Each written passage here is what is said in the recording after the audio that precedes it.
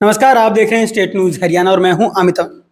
जैसा आपको पता है कि इलेक्शन अब सिर्फ बिल्कुल 2 से 3 दिन के लिए बचा हुआ है। जो प्रचार प्रसार है वो 3 तारीख को शाम के समय पे खत्म हो जाएगा और उसके बाद में अब सिर्फ जो डिपेंड करेगा वो करेगा 4 तारीख के ऊपर और उसके बाद 5 को वोटिंग होगी। तो वोटिंग के दिन के ऊपर सब कुछ आकर के अब टिक गया है। तो जो प्रत्याशी हैं वो अपने अपने जो वोटर्स हैं उनको ध्यान में कुछ चीजें भी लाना चाहते हैं, लेकिन साथ साथ बहुत बड़ी बात ये होगी कि कौन सा जो प्रत्याशी है वो अपनी तरफ वोटर्स को खींच पाता है।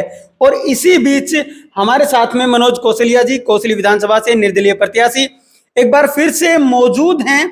जब इलेक्शन, आप सभी जानते हैं कि यहाँ का जो इलेक्शन है वो बिल्कुल टफ आज के दिन चल रहा है और जो यहाँ पे इलेक्शन के अंदर कुछ होने वाला है उसके ऊपर सबका ध्यान इस तरीके से आया हुआ है कि कहीं कोई तीसरा जो प्रत्याशी है वो कहीं गेम ना पलट दे।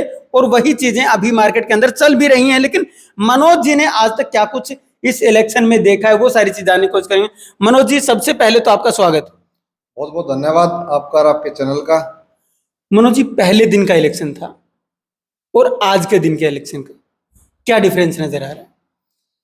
जनता ने इतना खुलकर आशीर्वाद दिया अपने भाई और अपने बेटे को।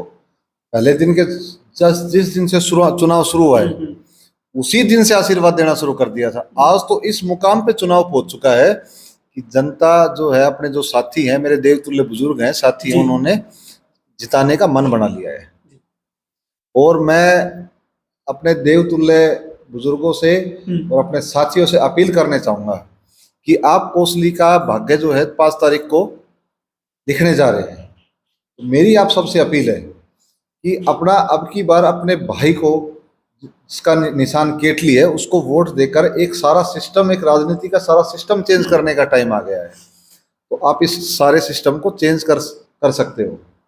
महज 2 दिन बचे हैं, 3 और 4 तारीख को कभी कभी कत्ल की रात भी बोला जाता है। आपका क्या मानना है? ऐसा 3, 4, 25 सारी तारीख हमारे लिए बराबर है।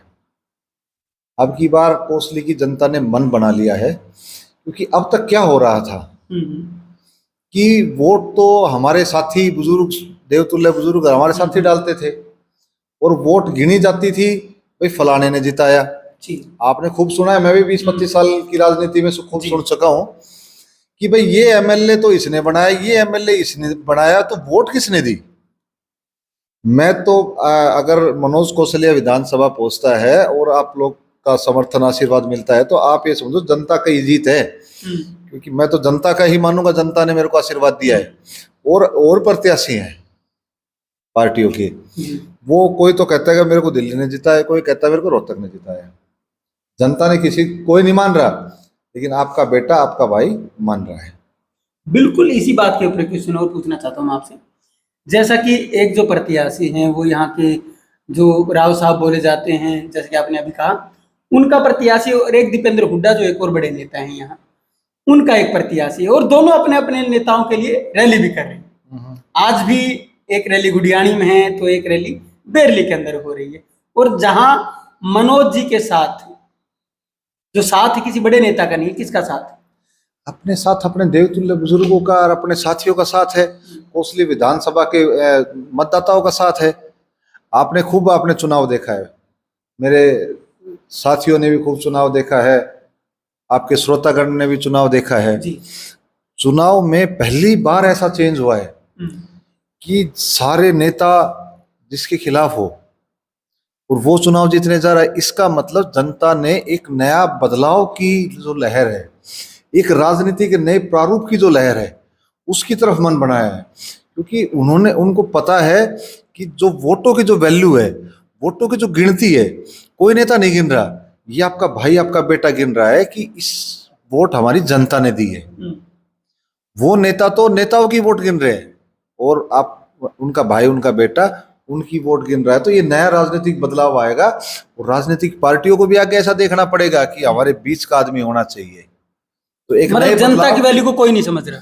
जनता की वैल्यू को कहाँ समझ रहे हैं? आपको भी पता है, आप भी कई सालों से देख रहे हैं, इस फलाने को भाई उसने जिता दिया, आपने भी सुना है, जनता ने भी सुना है, भाई उस नेता ने इसको जिता दिया। अरे वोट तो जनता ने दी, फिर जनता ने किसको जिताया?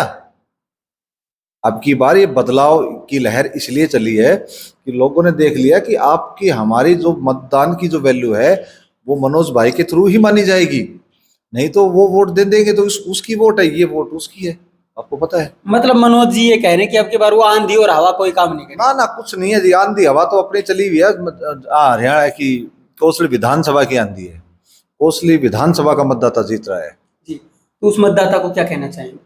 मतदाता को मैं अपने साथियों को और जो अपने मतदाता हैं मेरे, उनको एक कहना चाहूँगा बार बार कि 5 तारीख को आपके भाई, आपके बेटे का केतली का निशान है, ज़्यादा से ज़्यादा वोट देकर उसको सफल बनाए, अपने भाई को, अपने बेटे को, ताकि एक नई राजनीति में नया चेंज आ सके।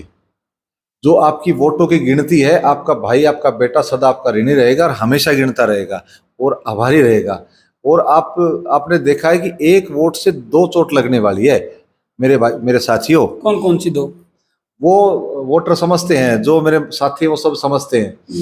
एक वोट से सब साफ हो जाएगा और सारा सिस्टम जो है ना, अपनी हरियाणा की कोसली विधानसभा की राजनीति एक बहुत बड़े बदलाव पे बैठी है। आप ये मानो कि ये अब की बार इतना बड़ा बदलाव कोसली विधानसभा में हो रहा है, तो इसलिए मैं अपने मतदाताओं से रिक्वेस्ट करूंगा, अपने मतदाताओं से हाथ जोड़कर प्रार्थना करता हूं कि इस बदलाव में अपने भाई का सहयोग करें, ताकि ये बदलाव लाने में, इस संघर्ष में वो कामयाब हो। बहुत बहुत धन्यवाद। Okay sir. तीनों ही जो कैंडिडेट हैं दावा तीनों कर रहे हैं और अपनी अपनी जगह पे तीनों के वोट बैंक भी नजर आ रहे हैं, लेकिन आप लोगों को क्या लगता है? और जो भी आपको सही कैंडिडेट लगता है आप अपने कैंडिडेट का चुनाव जरूर करें, लेकिन 5 तारीख को जब वोटिंग होगी तो घर से वोट करने के लिए आप जरूर निकलें, क्योंकि आपका अधिकार है और अपने अधिकार का प्रयोग करना ना भूलें। कहीं 5 साल फिर से आपको पछतावा करना पड़े कि मैंने अपना वोट क्यों नहीं डाला। तो अब की बार वोट जरूर डालें। नमस्कार, धन्यवाद, जय हिंद, जय भारत।